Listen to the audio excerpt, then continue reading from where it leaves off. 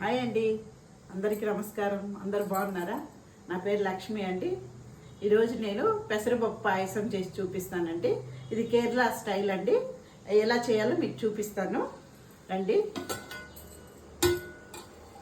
ఇదిగోండి పెసరపప్పు, శనగపప్పు అండి. పెసరపప్పు 2 కప్పులు, శనగపప్పు 1 కప్పు అండి. కడిగి బాగా నానబెట్టుకోవాలండి. ఒక ½ అన్ అవర్ నానబెట్టుకోవాలండి. అనండి దీంట్లో వాటర్ వేసుకొని ఇది ఉడకబెట్టుకోవాలండి బాగా. ఇదిగోండి పెసరపప్పు పాయసానికి ఇదిగోండి పెసరపప్పు ఇట్లా ఉడికిందండి. ఇంత ఉడికితే చాలండి. ఇప్పుడు షుగర్ వేసుకున్నాము. ఇదిగోండి 1 గ్లాసు షుగర్ అండి. ఇది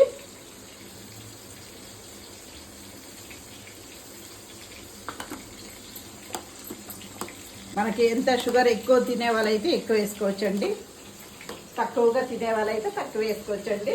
దీనికి ఏంటంటే 1 చిటికెడు సాల్ట్ వేసుకోవాలండి. ఇది పాయసానికి ఇగోండి 1 చిటికెడు సాల్ట్ వేసుకోవాలండి. కానీ ఈ పాయసంలో పాలు పోయొద్దండి, నెయ్యి కూడా వేయొద్దండి. నెయ్యిలో మనము డ్రై ఫ్రూట్స్ వేయించి దాన్ని తీసి సపరేట్గా వేయాలి, కానీ పాలు పోయొద్దండి, నెయ్యి పాలు వేయొద్దండి. మనకు కొంచెం చల్లారితే చిక్కగా అవుతుందండి. ఎక్కువ మేము ఈ పాయసం చేసుకుంటామండి. ఇప్పుడు ఎండాకాలం కాబట్టి మనకి చల్లగా ఉంటుందండి, చల్లదనం ఉంటుంది, వేడిని తగ్గిస్తుందండి, ఆరోగ్యానికి కూడా చాలా మంచిదండి ఇది. ఇప్పుడు డ్రై ఫ్రూట్స్ వేయించి దాంట్లో వేసుకుందామండి. ఇదిగోండి ఇలాచి పొడి అండి. ఇదిగోండి ఇది బాదము, జీడిపప్పు అండి. ఇది ఎండి ద్రాక్ష, ఇది ఇలాచి అండి. ఇదిగోండి నెయ్యి. ఇప్పుడు మనము ఇలాచి వేసుకుందామండి. ఇదిగోండి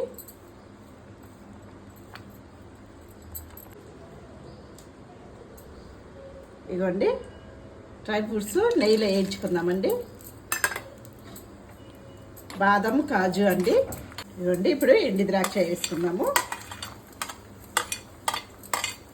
నెయ్యితో కాకుండా సపరేట్గా నెయ్యిలో నుంచి తీసి ఇట్లా సపరేట్గా వేసుకోవాలండి. ఇదిగోండి పాలు అయితే వేసుకోవద్దు, నెయ్యి కూడా వేసుకోవద్దండి. ఇదేనండి కేరళ పెసరపప్పు పాయసం అండి. మీరు కూడా ఇట్లానే చేసుకోండి, చాలా బాగుంటుంది. ఎండాకాలంకి ఇది చాలా వేడిని తగ్గిస్తుందండి, టేస్ట్ కూడా బాగుంటుంది. మీకు ఈ వీడియో నచ్చితే లైక్ చేసి, షేర్ చేసి, సబ్స్క్రైబ్ చేయండి. ఓకే అండి, బాయ్ అండి.